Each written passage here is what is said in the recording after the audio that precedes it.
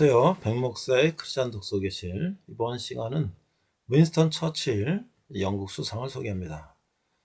우리나라 번역된 책 중에서 윈스턴 처칠을 소개하는 책이 자서전이 나와 있네요. 상하권으로 되어 있는데 이 책으로 윈스턴 처칠 수상은 노벨 문학상도 받은 것으로 되어 있습니다. 위대한 정치가가 또 문학상까지 받았다는 건 참 놀라운 일인데요. 자, 이게 얼마 전에 나왔던 영화 중에서 덩케르크라는 전쟁 영화가 굉장히 인기를 끌은 적이 있습니다. 2차 나치 독일이 유럽을 이제 점령하고 있을 때 영국군이 프랑스에 이제 지원병을 보냈는데 나치의 그 전차부대 전격적인 공격으로 인해서 영국군, 프랑스군, 벨기에군까지 약 30만 명 이상이 이제 지중해로 몰리게 됐죠. 그때 이제 영국에서 처칠경이 배를 다 동원해서 뭐 하다못해 요트까지 다 뭐 민간 선박까지 다 동원해서 이제 33km가 되는 더브해협을 건너서 이 바닷가에서 이제 거의 이제 전멸될 위기에 있는 병사들을 배로 운반했던. 그러나 놀랍게도 나치는 계속 밀어붙이면 전멸시킬 수 있었는데 그 늪지대라든지 또 공군이 우리가 할 수 있다라든지 뭐 여러 가지 오판으로 인해서 얼마 동안 한 2주간 이제 공격을 멈춘 사이에 적극적으로 34만 명이라는 전 병력을 안전하게 수송했던 그런 영화로 알려져 있는데요. 영국 사람들은 지금도 덩커크 스피릿이라는 말을 우리나라 마치 인천 상륙작전처럼 그렇게 영광스럽고 자랑스럽게 생각하는 그런 영화였어요. 이건 실제 2차 세계대전에 있었던 실제 전쟁 사건이었죠. 그때 이제 처칠 수상은 의회에서 이렇게 연설했습니다. 나는 지금 이 자리에서 이미 정부 관료들에게 말했듯이 의원 여러분께 말씀드리고자 합니다. 제가 여러분께 드릴 수 있는 것은 피와 수고와 눈물 그리고 땀뿐이라고. I have nothing to offer but blood, toil, tears and sweat. 우리 앞에는 가장 고통스러운 시험이 기다리고 있습니다. 우리 앞에는 투쟁과 고통으로 점철될 수많은 세월들이 기다리고 있습니다. 우리 정책이 무엇이냐고 물으신다면 이와 같이 답변하겠습니다. 육해공군을 가리지 않고 하나님께서 주신 모든 힘을 가지고 이제까지 인류가 저질러온 수많은 범죄 목록 속에서도 유례 없었던 극악무도한 폭정에 맞서 싸우는 것이라고. 그것이 우리의 정책입니다. 우리의 목적이 무엇이냐고 물으신다면 한 단어로 대답하겠습니다. 그것은 승리입니다. 어떤 대가를 치더라도 승리, 어떤 공포가 닥쳐와도 승리, 갈 길이 아무리 멀고 험해도 승리, 승리 없이는 생존도 없기 때문입니다. It is victory, victory at all cost, victory in spite of all terror, victory however long and hard the road may be, for without victory there's no survivors. 이런 위대한 연설을 했죠. 이 배로 수송을 할 때 독일 비행기가 공중에서 폭격을 하고 기총소사를 할 때 이 겁에 질린 이 병사의 모습이 이 영화 한 장면으로 잘 나타나 있습니다. 자, 윈스턴 처칠은 우리가 너무나 잘 알고 있는데요. 윈스턴 처칠을 잠깐 살펴보면 그는 2차 세계대전에서 1500만 명의 사망자를 기록한 인류 역사 최대 전쟁에서 이제 연합군의 승리를 하는데 결정적으로 기여를 했고 또 그가 그 내용을 이제 직접 저술함으로써 노벨 문학상 수상한 책이다. 총 6권으로 되어 있는데 그는 우리가 이제 번역본은 이제 8첩입니다. 그 다음에 최근 2차 세계대전 전사가 되는 제1차 세계대전의 종결부터 시작된다. 히틀러부터 2차 세계대전의 그 과정을 드라마틱하게 보여주고 있다. 또 이 당시에 유명한 이제 세계 지도자들이 처칠과 미국의 루스벨트 대통령의 관계, 또 소련의 스탈린의 관계들을 잘 기록하고 있다. 자, 이 책은 1940년 집필돼서 53년에 완간됐다. 이 개인의 회고록이지만은 이 어떤 전쟁의 가장 그 결정적인 내용들을 다룬 정치 지도자이기 때문에 상당히 깊은 내용이 있다 라고 말할 수가 있죠. 윈스턴 처칠은 1874년에 태어나서 왕립 육군상관학교 졸업하고 하위원이 되고, 그 다음에 상무장관 여러 장관을 역임하다가 2차 세계대전에 이제 영국 총리로서 2차 세계대전에서 독일에 맞서 싸운 그런 위대한 정치가다 라고 말할 수가 있겠죠. 이 책의 이제 목차를 보면 아주 상세하게 전쟁의 내용들이 기록되어 있습니다. 그러니까 아돌프 히틀러에 대한 이야기도 있고요. 그 다음에 여러 이제 전쟁의 전선의 이야기들, 또 이제 내부 영국 정계 이야기, 그 다음에 이제 영화에서 나왔던 덩케르크 구출 작전 이야기도 나와 있습니다. 그 다음에 이제 이 덩케르크 전투 이후에 이제 영국과 독일은 서로 상대편의 수도를 폭격하지 않고 전쟁을 치렀는데, 이제 의외의 사건으로 인해서 독일은 런던을 불바다로 만들고 다시 연합군은 독일 베를린을 불바다로 만드는 그런 이제 내용도 있습니다. 결국은 이제 연합군이 이제 전세를 뒤엎고 이제 독일을 물러치르고, 또 미국은 일본과의 전쟁에서 승리하고, 이런 내용들이 있죠. 그 다음에 이제 모스크바라든지 얄타라든지 카이로 회담들에서 2차 세계대전 이후에 어떻게 전 세계의 식민지 됐던 나라들을 독립시키고 어떻게 할 것인가, 이런 커다란 정치적인 사건들에 대한 내용도 있고요. 그 다음에 이제 독일의 항복, 그 다음에 일본의 원자폭탄이 떨어지는 이야기까지 상세하게 기록이 되어 있습니다. 자, 출판사 서평은요, 2차 세계대전을 연합군의 승리로 이끈 윈스턴 처칠에게 노벨 문학상의 영예를 안겨준 저작 제2차 세계대전. 전쟁에는 결단, 패배는 투지, 승리에는 관용, 평화에는 선이라는 네 가지 교훈에 기초하여 집필된 윈스턴 처칠의 제2차 세계대전은 1500만의 사망자와 3450만의 부상자를 일으킨 인류 역사 최대 전쟁인 제2차 세계대전의 전체 역사를 개관한 결정판이다, 이렇게 말하고 있습니다. 개전 초기부터 대전을 주도한 국가의 지도자로서의 처칠의 조국과 국민에 대한 사랑과 의무와 책임, 사과 행동은 독자들에게 압도적인 감동을 줄 것이다.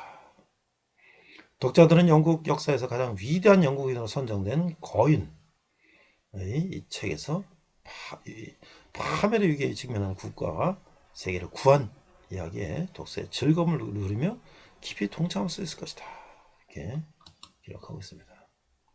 2015년에 이 책이 원본이 되는 원고를 비롯하여 처칠의 서한, 저서, 연설, 원고 등이 유네스코 세계 기록 유산으로 지정되었다, 이렇게 말하고 있습니다. 발췌본이라고 하지만 1470페이지에 이르는 이 대작에서 우리는 한편으로 영국과 프랑스, 특히 영국의 나치스 독일에 대한 유화 정책이 대전에 불씨가 되는 과정을 살펴보면서 안복하고 국가와 국민의 생명이라는 교훈, 프랑스는 항복하고 미국은 바다 건너에서 불구경하고 소련은 독일과 결탁하는 고립문의 상태에서 독일 공군의 영국 공습 등을 훌륭히 극복하는 영국 국민의 투혼을 되새길 수 있을 것이다. 그래서 앞서 얘기했던 것처럼 고립문의 조국을 위해서 피와 노고와 눈물과 땀을 말고는 바칠 것이 없는 한 국가 지도자의 충심을 읽을 수 있을 것이다.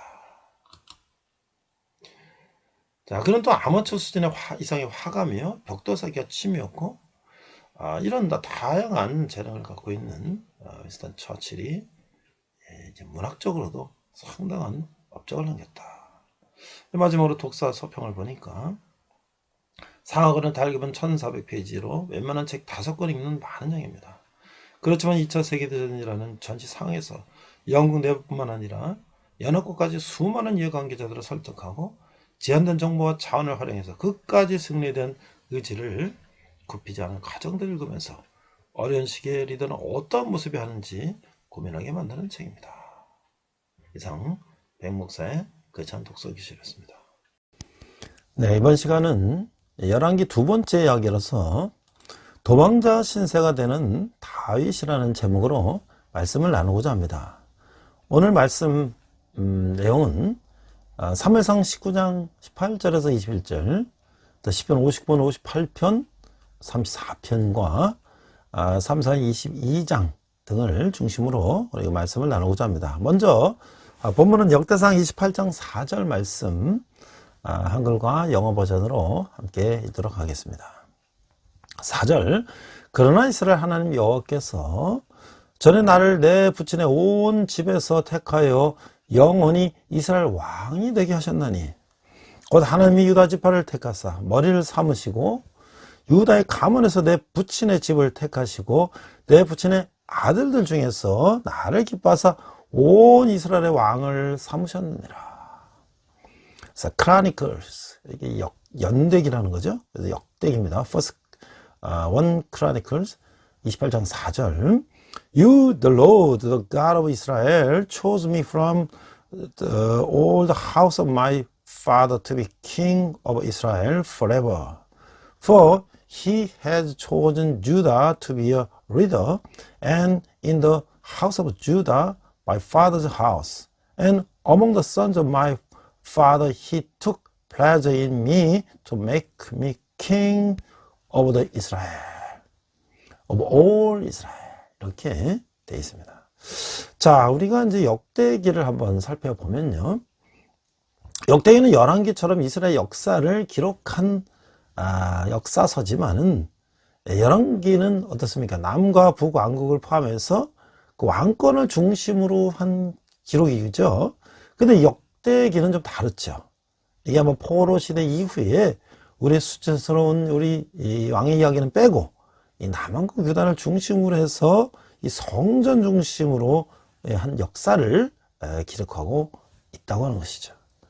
그 BC 586년 유다가 바벨론에 망하고 70년간 포로 생활을 하고 있다가 페르시아 왕 고레스의 칙령에 의해서 이제 예루살렘으로 귀환했을 때 이스라엘의 모든 것은 황폐해 있었어요. 역대의 저자가 누군지 정확히는 모르지만 포로에서 돌아온 제사장 출신 학사 에스라라고 우리는 추정을 하고 있어요. 그런 이스라엘 백성의 정체성을 찾기 위해 연대기적 역사서가 필요했고, 그래서 아담에서부터 시작하는 역사서를 기록하게 되었죠. 그러나 그 정통성이 남왕국 유다로 이어지기 때문에 남왕국의 역사만 포함시키고 이스라엘의 하나님의 신민이라는 정체성을 확립하기 위해서 왕권보다는 성전을 중심으로 하는 신앙사관에서 기술한 역사서라고 하는 것이죠. 역대기의 강조점은 성전과 그 관련된 예배의 순수성, 그 예배의 규정과 질서, 우상적 예식 등과 관련해서 하나님의 영광을 높이는데 그 초점이 맞춰져 있다라고 하는 것이죠. 역대기상 전체 29장 중 족보부분 9장을 빼고 11장부터 29장까지는 다윗에 관한 기록인데 주로 성전을 건축하려는 그 다윗의 열정을 중심으로 기록되고 있다는 것을 알 수가 있어요. 다윗은 사울의 비극적인 죽음이 있은 지 7년 동안 헤브론의 수도를 정하게 되죠. 그러나 여부수족의 손에서 결코 빼앗아 본 적이 없는 예루살렘을 이 전략적으로 중요하다는 걸 잘 알고 있었어요. 그래서 훌륭한 전략으로 그 성을 정복하고 도중에 불운한 일이 있긴 했지만 결국에는 그 언약궤를 그 성으로 가져오는 기쁨을 맛보게 되는 것이죠. 그런 성막을 영구하게 대신할 수 있는 이 성전을 건축할 것을 계획하지만 선지자 나단에게 그 건물을 위한 완전한 준비를 갖추도록 격려하는 거예요. 하지만 다윗은 그 역사를 시행하는 특권은 그의 아들인 평강의 사람, 즉 솔로몬에게 주어질 것이라는 경고를 받게 되는 것이죠. 여호와께서는 그분의 왕조가 영구히 지속될 것이라고 약속하시고 있어요. 그리고 레위 지파를 재정비하는 제사장 제도를 더욱 공고히 하는 것으로서 23장, 24장이죠. 성전 예배를 위한 차장대를 정비하고 25장, 26장 또 이르 등 성전과 관련된 다윗의 업적을 기록하고 있습니다. 이런 부분은 사무엘사나 열왕기는 기록되지 않는 부분이에요. 역대기 저자는 레위 사람들, 제사장들, 문지기들, 군대와 분대들 등의 목록을 연구하고 있는 것이죠. 다윗은 이제 그의 후계자로 지명된 아들 솔로몬에게 그의 모든 힘과 마음과 뜻을 다해서 온전히 하나님을 따르도록 감동적인 권면을 하는 거예요. 온 나라에게도 그와 똑같이 할 것을 부탁하고 있는 것이죠. 오늘까지도 사용되는 장려한 기도로 솔로몬은 왕으로 엄숙하게 선포되고, 목자에 걸려간 신하이며 왕이고 죄인이며 하나님의 사람이었던 다윗의 일생은 이 땅에서 종말을 구하게 되는 것이죠. 자, 그래서 이 역대기 특징을 보면은 사무엘서나 열왕기보다 심판성이 더 강한 책이다 라고 하는 것이에요. 따라서 신성이 인간적 측면보다 더 강한 책이라고 하는 것이죠. 역대기는 선지자적 관점에서 기록한 책이라기보다는 제사장적 관점에서 쓴 책이다. 그래서 성전 건축에 관해서 지나칠 정도로 자세히 기록하고 있다라고 하는 것이죠. 또 왕의 선함과 악함의 기준이 레위기적 제사법에 기준하여 성전 예배를 함양하는가, 무시하는가, 방해하는가가 그 판단의 기준이 되는 것을 볼 수가 있다는 것이죠. 첫 9장은 사울왕까지 내려오는 이스라엘 민족의 정체성을 규정하는 족보로 구성되어 있어요. 다윗과 솔로몬을 주로 부각시키면서 악한 왕보다는 선한 왕을 더 부각시키고 있어요. 역대기는 분열 왕조 역사에서 오직 남왕국의 정통성만을 인정하면서 남왕국만의 역사만을 기록하고 있다는 거예요. 자, 이 역대기의 현대적 의미는 뭘까? 자, 현대인은 성경이 하나님의 영감에 의해서 쓰여졌다는 사실에 대해서 그런 의구심 때문에 역대기의 의미에 중요성을 두지 않는 경향도 있어요. 현실감이 없다고 생각하기도 하죠. 그래서 현실감 있는 사무엘서나 열왕기서를 더 선호하기도 하는 것이에요. 자, 현대에는 제사장적인 영성보다 선지자적 영성을 더 선호하는 경향이 있어요. 선지자적 영성은 의식적인 것을 더 강조하죠.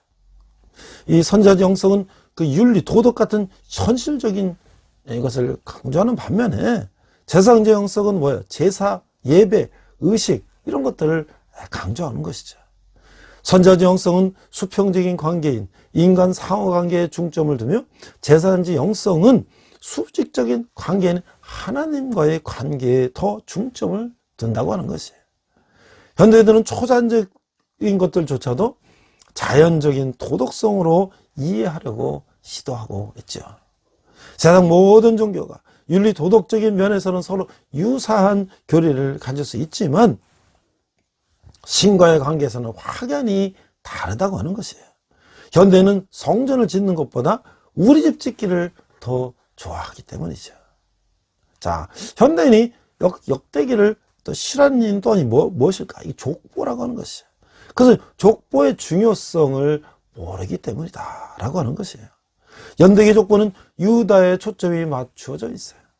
그 계열에서 메시아가 나오기 때문이죠. 이 족보의 끝은 마태복음의 족보로 이어지고 있는 거예요. 족보의 끝은 바로 예수님이라고 하는 것이죠. 구약 족보는 신약에서 완성된다고 하는 것이에요. 자, 현대인들이 또 역대기의 흥미를 느끼지 못하는 또 다른 이유는 무엇일까? 역대기의 역사를 하나님 나라를 세우는, 즉 회복하는 과정을 기록하는 것이라는 관점에서 읽지 않고 단순히 이스라엘의 역사라는 관점에서 읽으려 하기 때문이라고 하는 것이에요. 남의 나라가 역사라고 생각하면 흥미가 없기 마련이죠. 그리고 역대상 9장에서 44장까지는 사울의 족보를 보여주고 역사상 10장에서는 사울의 최후를 기록하고 있어요. 자, 이제 사울왕 이후에 두 번째 왕이 된 다윗의 이야기를 우리가 이제 살펴보려고 합니다. 사무엘상 17장, 19장 17절을 보면 다윗의 등장과 사울의 쇠퇴를 이제 말하고 있어요.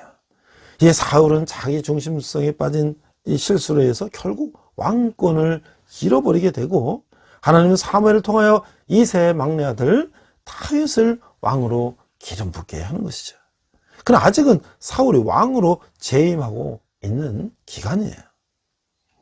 소년 다윗은 사울이 싸우는 블레셋과의 전투에서 블레셋 거구의 장군인 골리앗 때문에 고절을 면치 못하니까 이방인의 장군이 하나님의 군사를 욕보인다는 것은 하나님을 능멸하는 것이라고 분노한 소년 다윗이 부연히 전투에 참가하여 골리앗과 맞서게 되는 것이죠.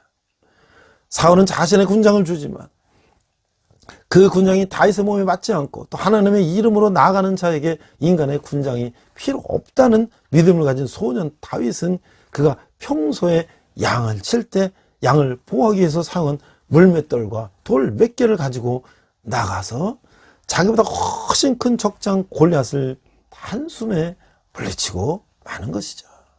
이것이 사무엘상 17장 45절 47절에 이렇게 기록되어 있습니다. 45절, 다윗이 블레셋 사람에게 이르되 너는 칼과 창과 단창으로 내게 나오거니와 나는 만군의 여호와 이름으로 곧 네가 모욕하는 이스라엘 군대의 하나님의 이름으로 내게 나아가노라.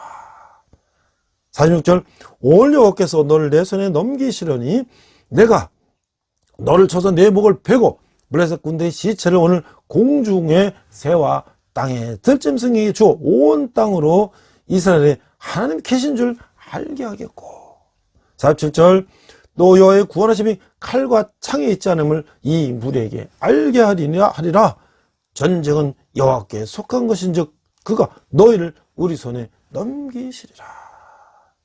자, 이 승리로 다윗의 인기는 이제 올라가게 되는 것이죠. 이로 사울은 더욱 다윗을 질투하고 경계하며 결국 그를 제거하기로 작정을 하게 되는 것이죠.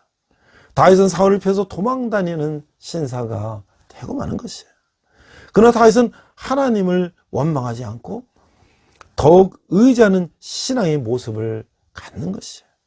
이런 역경은 다윗으로 하여금 더욱 하나님을 의지하게 하고 믿음을 성숙하게 하며 위대한 왕이 될 수 있는 소양을 키우는 역할을 하게 되었다라고 말할 수가 있는 것이죠. 사무엘상 19장에서 31장까지는 사울의 다윗 제거 음모를 피해서 도망다니는 다윗과 그를 돕는 사울의 아들 요나단의 따뜻한 우정, 그리고 하나님의 신이 떠나고 악신에 시달리는 사울의 말년과 그의 죽음에 대해서 기록하고 있는 거예요. 자, 우리는 무엇을 의지하는가? 하나님과 날아오는 연습이라는 김영준 저 책에 보니까, 자, 이 멘델스존이요, 유럽의 최고의 오르간이 있다는 성당을 방문했다고 해요. 멘델스존의 오르간을 한 번만 연주하게 해달라고 부탁을 했는데 성당 연주자는 단호하게 거절했어요. 이 오르간이 얼마나 이게 귀한 것인지 압니까? 이 귀한 걸 아무에게나 말할 수가 없습니다. 자, 그러니까 멘델스존은 끈질기게 간청한 끝에서 마침내 허락을 받았어요. 그의 손가락이 건반을 달리는 순간 이제껏 성당 연주자가 들어보지 못한 아름답고 웅장한 멜로디가 성당을 가득 채웠어요. 나중에 멘델스존의 정체를 알게 된 그 성당 연주자는 이렇게 해줬어요. 당신이 그 위대한 음악가 멘델스존이란 말입니까? 위대한 음악가에게 오르간을 맡길 수 없다고 했더니 제가 정말 어리석었군요 라고 말했다는 거예요. 나보다 능력 있는 분에게 인생을 맡길 수 있다면 아무도 걱정하거나 두려워할 필요가 없을 뿐만 아니라 더 큰 소망을 품고 더 큰 꿈을 꾸게 될 것이라는 것이죠. 중요한 것은 내가 가진 재능, 실력이 아니라 누구를 붙들고 무엇을 의지하느냐라고 하는 것이죠. 우리 스스로 파도를 만들어낼 수는 없지만 그 크고 강력한 파도를 만나면 하늘 높이 이 연주를 달릴 수 있다는 거예요. 우리가 할 일은 그저 하나님의 우리 삶을 그분 뜻대로 연주하시도록 자리를 내드리는 것이라는 거예요. 저는 이제 성경 통독 선교를 하면서 이 성경에 나오는 그 인물과 이 세상에 어떤 인물과 좀 연상이 될까라고 생각을 했는데, 이 도망자 신세가 돼서 쫓기는 다윗, 언제 죽을지 모르고 그 고난 속에서 있는 다윗을 생각하면서 제가 윈스턴 처칠 영국의 수상을 생각해 봤어요. 얼마 전에 덩케르크 철수 작전이라고 하는 그 영화가 있었는데, 아마 보신 분도 계실 텐데 또 생소한 분도 계실 거예요. 자, 이 덩케르크라는 곳은 또 무엇이고, 뭐 철수는 또 무엇인가? 자, 이게 1940년에 이제 제2차 세계대전 초기 작전 가운데 하나인데, 덩케르크. 그런데 영국식 발음 덩커크라고 발음하죠. 이 벨기에군과 영국이 원정군과 프랑스군이 총 30만 명이 이 독일의 그 탱크 부대의 전격적인 진격으로 인해서 대서양 쪽에 이제 덩커크라는 지역에 그냥 몰려 있는 거예요. 거기서 이제 독일군이 계속 진격을 하면 그 수십만의 군대는 완전히 몰살할 지경에 처해 있는 것이죠. 왜냐면 초기에 독일이 프랑스를 점령해 들어오니까 영국에서 이제 많은 병력을 이제 프랑스를 보내서 독일을 무찌르기를 보냈는데, 그 당시 탱크라는 것이 보조적인 전투수단에서 영국이 이 탱크 전차 부대를 이제 전격적으로 앞장 세우면서 밀어붙이는 그 전쟁을 해서 이제 영국군이 이제 완전히 수세에 몰리게 됐다. 영국, 프랑스군, 벨기에군까지. 자, 그런데 이 영국군 해군 중장 버트람 램지가 작전을 기획해서 영국상 윈스턴 처칠에게 이 다이너모 룸, 이제 그 우리 NSC 벙커 같은 그 룸의 이름이라 그래요. 그 지하에서 해군 지휘소 방에서 그 이름을 딴 다이나모 작전이라는 것을 이제 따서 작전 계획을 세웠어요. 자, 9일 동안 860척에 달하는 선박을 급히 모았어요. 이 33만 명에 대한 영국군이 한 20만 명, 프랑스군이 한 14만 명, 이렇게 되는 이 병력을 프랑스의 덩케르크에서 구치라는 거예요. 그래서 이제 이 유명한 덩케르크의 작은 배들이다. 그래서 Little Ships of Dunkirk. 그러니까 군함만이 모자라니까 그 민간 선박에다가 심지어는 요트까지 동원해서 도보 해협을 33km를 넘어가서 그 해안가에 이제 수세에 몰려있고 피난하려는 군인들을 다 실어 달려는 거죠. 거기는 화물선, 어선, 유람선, 뭐 왕립 구명정 협회, 구명정, 뭐 이런 민간 선박에다가 요트까지 다 동원해가지고 이제 운반했다는 거예요. 이 작은 배들의 기적은 영국 국민의 마음속에 깊이 각인돼서 사기를 높였다.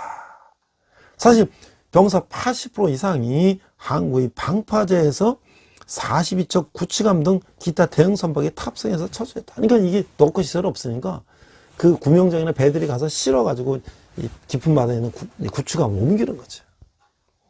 처음 계획에는 영국 원정군에서 이제 BF라고 하는데 4만 5천 명을 2일 만에 철수했어요. 근데 독일군이 철수를 저지하는 이런 포격을 하든지 진격을 하면, 공습을 하면 이 자꾸 늦어지는 거죠. 그래서 첫날 7천 명, 그래서 2만 5천 명밖에 탈출할 수가 없어요. 그래서 이제 5월 27일 다시 10척의 구축함을 또 보내가지고 수천 명 구했어요. 근데 점점 이제 그 포위망 속에서 철수를 이제 시작하는 거죠. 자, 그런데 5월 19일 저녁에 독일 공군이 이제 폭격을 하기 시작하는 거예요. 그런 가운데도 4만 7천 명, 그 다음에 프랑스군 5만 4천 명, 그래서 5월 30일에 6만 8천 명, 이런 인력들을 이제 철수하는 거예요. 그러니까 바다 위에서 철수할 때 독일 비행기들이 위에서 그냥 포격을 하니까 얼마나 위험한 거야. 그랬는데 그들이 이제 차근차근 그 위험 가운데서 철수하셨다. 근데 결국은 이제 프랑스 2개 사단은 이 철수하는 병력들을 엄호하기 위해서 이제 독일군하고 전투를 벌이기 위해서 남았는데 그들은 이제 결국은 다 포로가 됐다. 그리고 이제 작은 배에 타서 구축하러 옮겨야 되니까 무기라든지 대포라든지 이런 거 다 버리고 왔다는 거지. 그러나 그 33만 명이라는 부대가 이제 전체적으로 이제 영국으로 철수할 수 있었다는 것은 이건 엄청난 2차 세계대전의 엄청난 사건이었다. 여기서 여러 가지 미스터리가 있어요. 왜 독일군이 계속 밀어붙이지 않았을까?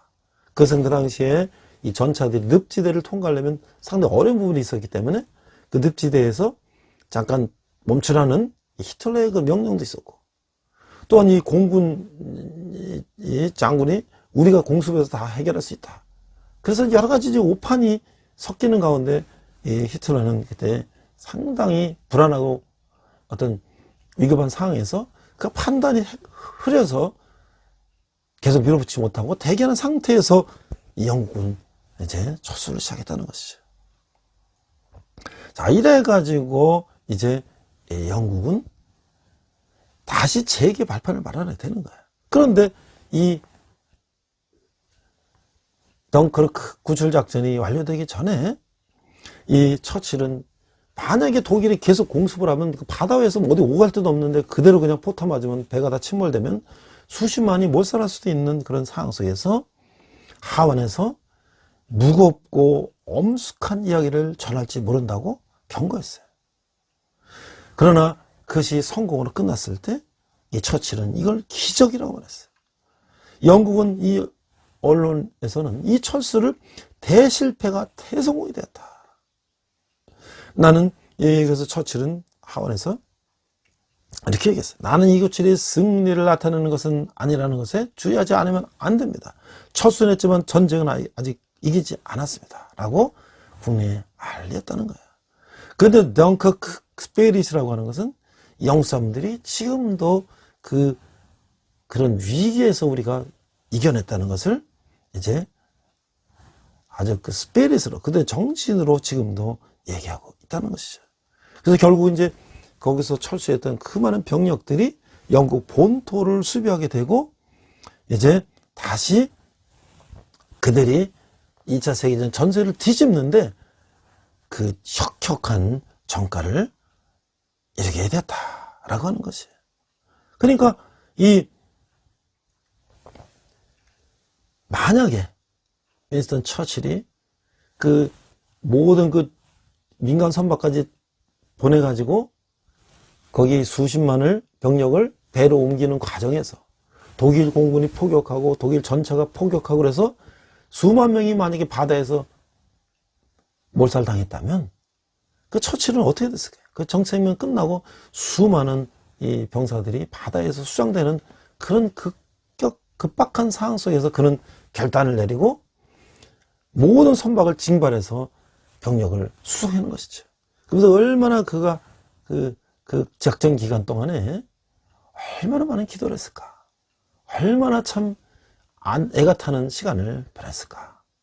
마치 다윗이 사울이 죽이려고 쫓아다닐 때 그는 차마 하나님의 기름 부으신 사울왕을 죽일 수가 없고 자기는 도망 다니면서 그러나 기회를 잡아서 단독으로 만나서 죽일 수도 있었지만 그는 죽이지 않고 피해 다니는 그 신세는 오늘 2차 세계대전의 그 처칠이 아니었을까라는 생각을 해보는 것이에요. 자, 그러면 이제 우리가 도망자 신세가 되는 다윗을 한번 보니까 도망자에서는 어떻게 하나님을 의지했고 하나님을 어떻게 보여주는가를 그 시간적 배경으로 연관된 시편을 우리가 읽어보면 그 역경 속에서 하나님을 의지했던 다윗의 신앙을 우리가 묵상할 수 있어요. 자, 시편 59편은 다윗의 믹담시, 인도자를 따라 알다셋에 맞춘 노래고 사울이 사람을 보내어 다윗을 죽이려고 그 집을 지킨 때 이렇게 시를 썼어요. 이제 나의 하나님이여 나의 원수에게서 나를 건지시고 일어나 치려던 자에게서 나를 높이 드소서. 이제 악을 행하는 자에게서 나를 건지시고 피 흘리기를 즐기는 자에게서 나를 구원하소서. 3절 그들이 나의 생명을 헤아려고 엎드려 기다리고 강한 자들이 모여 나를 치료하오니 여호와여 이는 나의 잘못으로 하나님 말미암지 아니요 나의 죄로 말미암도 아니로소이다. 4절 내가 아무리 없으나 그들이 달려왔어 스스로 준비하오니 주여 나를 도우시기 위하여 깨어 살펴주소서. 5절 주님은 만군의 하나님 여호와 이스라엘 하나님이시오니 일어나 모든 나라를 벌하소서. 악을 해내는 모든 자들에게 은혜를 베풀지 마소서. 셀라. 6절 그들이 저물어 돌아와 개처럼 물며 성으로 두루 다니고 7절 그들의 입으로는 악을 토하며 그들의 입술에는 칼이 있어 이르기를 누가 들으리요 하나이다. 8절 하는 여호와여 주께서 그들을 비웃으시며 모든 나라를 조롱하시리이다. 9절 하나님은 나의 요새이시니 그 힘으로 말미암아 내가 주를 바라리이다. 10절 나의 하나님이 그 인자심으로 나를 영접하시며 하나님은 나의 원수가 보응받는 것을 내게 보게 하시리이다. 11절 그들을 죽이지 마옵소서. 나의 백성이 잊을까나이다. 우리 방패 되신 주여 주의 능력으로 그들을 흩으시고 다추소서. 12절 그들의 입술이 맡은 말은 곧 그들의 입의 죄라. 그들이 말하는 저주와 거짓말로 말미암아 그들이 그 교만한 중에서 사로잡히게 하소서. 3절 진노하심으로 소멸하시되 없어지기까지 소멸하사 하나님이 야곱 중에서 다스리심을 땅 끝까지 알게 하소서. 셀라. 그들에서 저물어 돌아와서 개처럼 울며 성으로 두루 다니게 하소서. 15절 그들은 먹을 것을 찾아 유리하다가 배부름을 얻지 못하면 밤을 새우려니와 16절 나는 주의 힘을 노래하며 아침에 주의 인자하심을 높이 부르오리니 주는 나의 요새이시며 나의 환난 나의 피난처 되심이니이다. 17절 나의 힘이시여 내가 주께 찬송하려니 하나님은 나의 요새이시며 나를 긍휼히 여기시는 하나님이시니이다. 자, 얼마나 이 적들이 나를 쳐들어올 때 그 다급한 기도를 하면서도 하나님의 보호하심이 있을 때 내가 얼마나 평안한가를 이렇게 시로 얘기하고 있죠. 그래서 시편 56편에서는 도망자 다윗이 천황한 심정에서도 이제 이렇게 하나님을 의지하는 시를 쓴 거예요. 자, 또 이제 사무엘상 22장에 보니까 다 사울이 노베 제사장들을 죽이는 거예요. 다윗이 도망갈 때 이 아야벨이 이 제사장이 다윗의 이제 일행들을 이 성전에 있는 떡을 가지고 그들을 먹이고 살려서 이렇게 도와줬더니 사울이 군대가 쫓아와서 그 제사장부터 다 죽이는 악행을 저질렀어요. 자, 그래서 이제 에돔의 도액이 사울에게 이르러서 다윗이 아히멜렉의 집에 왔다고 그에게 말하던 때 이제 그 에돔의 그 아주 악한 자가 그 잃는 거예요. 제사장이 이제 다윗을 도와줬다고. 자, 1절 포악한 죄여 내가 어찌 악한 계획을 스스로 자랑하는가. 하나님의 인자심은 항상 있도다. 2절 내 혀가 심한 악을 꾀하여 날카로운 삭도같이 간사를 행하노도다. 3절 내가 선보다 악을 사랑하며 의를 말함보다 거짓을 사랑하노도다. 셀라. 4절 간사한 혀여 너는 남을 해치는 모든 말을 좋아하는도다. 6절 5절 그런즉 하나님이 영원히 너를 멸하시며 너를 붙잡아 네 장막에서 뽑아내며 살아있는 땅에서 네 뿌리를 빼시로다. 셀라. 6절 의인이 보고 두려워하며 그를 비웃어 말하기를 7절 이 사람은 하나님을 자기 힘으로 삼지 아니고 오직 자기 재물의 풍부함을 의지하며 자기 악으로 스스로 든든하게 하던 자라 하리로다. 8절 그러나 나는 하나님의 집에 있는 푸른 감람나무 같으며 하나님의 인자하심을 영원히 의지하리로다.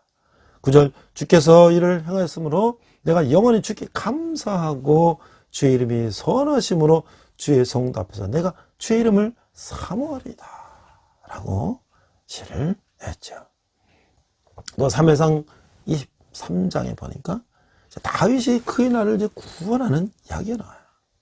그 시편 63편에 보니까 하나님의 사랑은 생명보다 더 소중하다고 읊고 있어요. 자, 다윗이 유다 광야에 있을 때 1절 하나님이여 주는 나의 하나님이라 내가 간절히 주를 찾되 물이 없어 마르고 황폐한 땅에서 내 영혼이 주를 갈망하며 내 육체가 주를 앙모하나이다. 2절 내가 주의 권능과 영광을 보기 위하여 이와 같이 성소에서 주를 바라보았나이다. 3절 주의 인자심이 생명보다 나음으로 내 입술이 주를 찬양할 것이라. 사흘 이름으로 내가 평생의 주를 송축하며 주의 이름으로 말미암아 나의 손을 들리라. 5절 골수와 기름진 것을 먹은 것 같이 나의 영혼이 만족할 것이라. 나의 입이 기쁜 입술로 주를 찬송하되. 6절 내가 나의 침상에서 주를 기억하며 새벽에 주의 말씀을 작은 소리로 읊조길 때에 하오리니.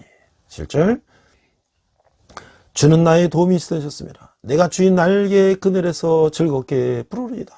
8절 나의 영혼이 주를 가까이 따르니 주의 오른손이 나를 붙드시거니와. 9절 나의 영혼을 찾아 멸하여 하는 그들은 땅 깊은 곳에 들어가며. 10절 칼의 세력에 넘겨져 승령의 먹이가 되리이다. 10절 11절 왕은 하나님을 즐거워하리니 주께 맹세한 자마다 자랑할 것이나 거짓말하지 않은 입은 막히리로다. 자, 이렇게 다윗이 그 쫓기는 신세에서, 그 안타까운 신세에서 이런 시를 내었으니 얼마나 그 심정이 처절했겠어요. 자, 시편 57편에 보니까 다윗의 믹담시인데 인도를 따라 알다스에 맞춘 노래고, 다윗이 사울을 패하여 굴에 있었을 때 이런 시를 읽었어요. 이런 시를 쳤어요. 이제 하나님이여 나에게 은혜를 베푸소서, 내게 은혜를 베푸소서. 내 영혼이 주께로 피하되 주의 날개 그늘 아래서 이 재앙들이 지나가기까지 피하리다. 2절 내가 지존하신 하나님께 부르짖으며 주 곧 나를 위하여 모든 것을 이루시는 하나님께로다. 3절 그 하늘에서 보내사 나를 삼키려는 자의 비방에서 나를 구원하실지라. 셀라. 하나님이 그의 인자와 진리를 보내시로다. 4절 내 영혼이 사자들 가운데서 살며 내가 불사는 자들 중에서 누웠으니 곧 사람의 아들들 중에나 그들의 의인은 창과 화살이요 그들의 혀는 날카로운 칼 같도다. 5절 하나님의 주는 하나님 하늘 위에 높이 들으시며 주의 영광이 온 세계에 높아지기를 원하나이다. 6절 그들이 내 걸음을 막으려고 그물을 준비하였으니 내 영혼이 억울하도다. 그들이 내 앞에 웅덩이를 팠으나 자기들이 구중에 빠졌도다. 셀라. 7절 하나님의 내 마음이 확정되었고 내 마음이 확정되었사오니 내가 노래하고 내가 찬송할지어다. 8절 내 영광아 깰지어다. 비파야 수구마 깰지어다. 내가 새벽을 깨우리로다. 9절 주여 내가 만민 중에서 주께 감사하며 온 나라 중에서 주를 찬송하리이다. 10절 무릇 주의 인자는 커서 하늘에 미치고 주의 진리는 궁창에 이르나이다. 11절 하나님이여 주는 하늘에 높이 들리시며 주의 영광이 온 세계에 높아지기를 원하나이다. 우리가 이 시는 이 CCM 찬양에서 많이 들은 시죠. 자, 그 다윗과 사울의 삶은 어떤 삶이 비교가 되는가? 다윗은 하나님 마음에 들었고 하나님의 뜻을 추구하고 영원한 왕권을 양속받아서 친절하고 인정이 있고 용서를 베풀고 잘못을 했을 때 회개하고 그 다음에 용감하며 하나님과 화평을 이루었다라고 하는 것이죠. 그러나 사울은 어땠습니까? 사람의 마음에 들어 사람의 칭송을 추구하고 왕권이 하나님께 거부가 되고 잔인하고 용서할 줄 모르며 잘못을 알았을 때 거짓말을 하고 또 두려워했으며 하나님부터 결국 떨어져 나갔다고 하는 것이. 앞서 우리가 윈스턴 처칠이 2차 세계대전에 그 막강한 독일의 군사력 앞에서 영국이 이제 수많은 병력들이 몰살당한 위기에 처해 있고, 또한 그 후에 이 독일군의 막강한 공군력으로 이 런던이 공습이 되고 모든 도시들이 초토화되고 파괴될 때 그는 We will never surrender. 우리는 결코 항복하지 않을 것이다. 전선에서 참호에서 어디서든지 그런 국민들을 용기를 주는 그런 연설을 하면서 결국은 2차 세계대전에서 그 독일군을 무너뜨리고 연합군이 승리하는데 기여한 것은 그는 이런 다윗과 같은 심정으로 그가 이 위기 상황 속에서도 하나님만 의지하고 나간 거 아닌가라는 생각을 한 거예요. 그래서 도대체 윈스턴 처칠은 어떤 사람이냐라는 것을 한번 제가 찾아봤어요. 그 윈스턴 처칠은 이제 처칠 후손인데 아일랜드 총독이었다. 그래서 그가 선조들이 이제 그쪽 출신이었다. 그래서 이 처칠의 아버지 랜돌프 처칠도 재무장관을 할 정도로 유명한 정치인이었다. 그래서 그런 어린 시절을 보냈고, 그는 이제 육군 사관학교 생도로 공부를 하고 장교로 또 근무하는 그런 경력을 쌓았다는 것이죠.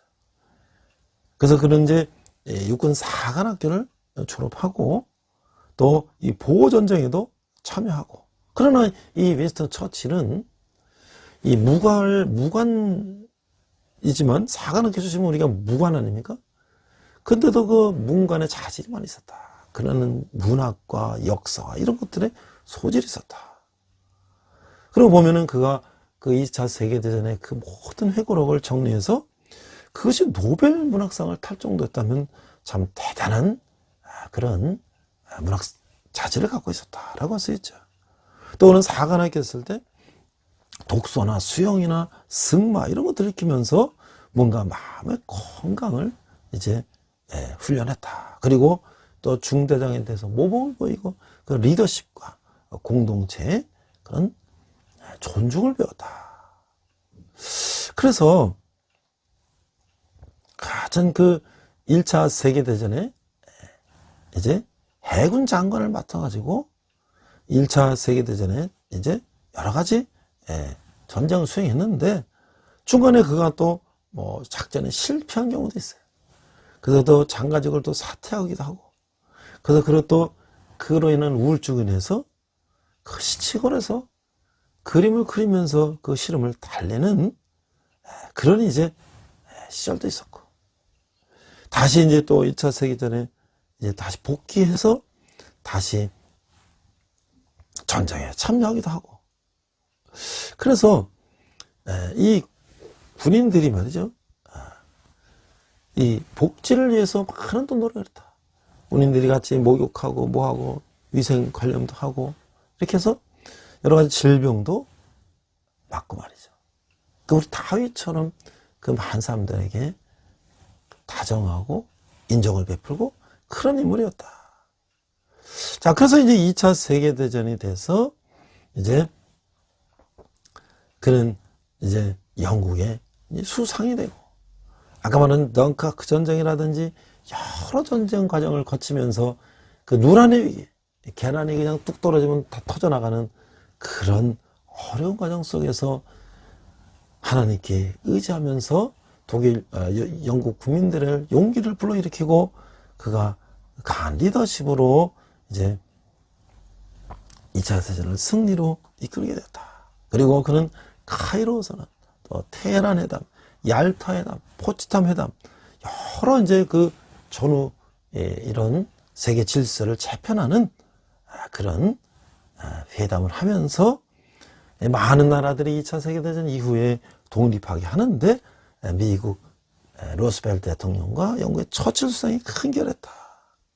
그러면서 그는 소련의 지도자 스탈린을 악마 같은 폭군이다 라고 이제 말하게 됐다는 거예요. 그래서 이 소련이 얼마나 세계 공산주의를 국가를 만들어가는 그 야욕이 있는지를 간파를 했고, 또 스탈린의 그 개인적인 그런 독선적인 성격도 그는 파악하고 있었다고 하는 것이죠.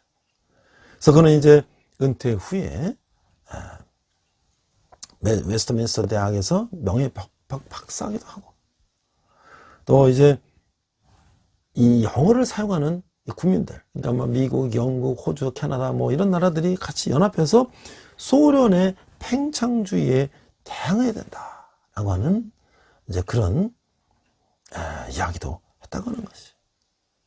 이게 보면 참 그 위대한 이 정치가가 한 나라가 정말 그 군사력으로 이 독일이 엄청나게 군사력을 증강해가지고 사실 이 영국이 군사적으로는 독일에 상대할 수가 없었지만 그는 불굴의 정신으로 그 영국 국민들을 일깨워서 미국과 연합해서 그 독일 히틀러의 야욕을 꺾고 다시 세계를 전쟁에서 건져낸 그런 위대한 인물이었다. 그러니까 우리가 다윗이 나중에 예루살렘을 정복하고 그 다음에 이제 다윗성을 짓고 그 다음에 하나님의 성전을 성막에서 텐트 안에 있는 하나님의 법궤를 성전에 지으려고 했지만 하나님께서 너는 전쟁에 나와서 피를 많이 흘렸기 때문에 네 아들이 지도록 하겠다. 그래서 다윗은 순종하며 모든 금과 보화와 자재와 제목과 이런 것들을 모아서 솔로몬이 아름다운 성전을 짓도록 자기의 모든 것을 바쳤던 그 다윗을 바라보며 오늘 처칠은 분명히 그 어렸을 때부터 늘 교회에서 학교에서 성경 말씀을 통해서 사울왕과 다윗왕을 비교해서 그는 읽고 공부했을 거예요. 내가 갈 길은 사울이 아니라 다윗의 길이라는 것을 처칠은 알았을 것이다. 자, 우리 제가 해볼 트리니티 신학대학원에서 공부 배운 우리 김철애 교수님이 로마서 책을 3개를 바꾼 책 로마서에 이렇게 말씀했어요. 우리는 하나님의 아들이라는 어마어마한 특권을 가졌기에 어떤 고난도 기꺼이 감내할 수 있습니다. 우리가 하나님의 후사며 그리스도와 함께 공동 상속인이 되었다는 것은 너무나 놀라운 사건입니다. 사실 그리스도인의 삶에서 모든 일의 준비와 진행 그리고 고난과 어려움은 하나님이 다 예비해 놓으셨습니다. 그런다면 하나님은 우리에게 그 열매를 누리도록 허락하셨습니다. 그러므로 우리는 주님이 허락하시는 기간 동안 이 땅에서 하나님의 대사로 살면서 어떤 어려움도 기쁘게 받아들일 수 있어야 합니다. 현대 기독교에서 무시되거나 기피되고 있는 것인데 그것은 십자가의 신학, 고난의 신학을 가르치는 것입니다. 성도의 생활은 기쁘고 평안하지만 이는 세상 기준이 아니라 하늘나라의 영적 기준으로 말하는 것입니다. 옛말이나 지금이나 영생으로 가는 길은 좁습니다. 어렵게 살려가는 자에게는 어려움과 핍박이 오기 마련입니다. 건강과 물질의 축복만 가르치는 신앙은 분명히 잘못된 신앙입니다. 우리는 그리스도와 함께 영광을 맡기 위해 고난도 함께 받아야 할 것입니다. 어떤 그리스도인의 신앙이 진짜인지 가짜인지는 고난의 불시움으로 알 수가 있습니다. 종의 영을 맡은 사람들은 두려워하고 고난을 피하려 하지만 아들의 영을 받은 사람들은 기꺼이 주님과 함께 어려움을 꿋꿋이 이겨냅니다. 우리 함께 기도하겠습니다. 하나님 아버지 은혜를 감사합니다.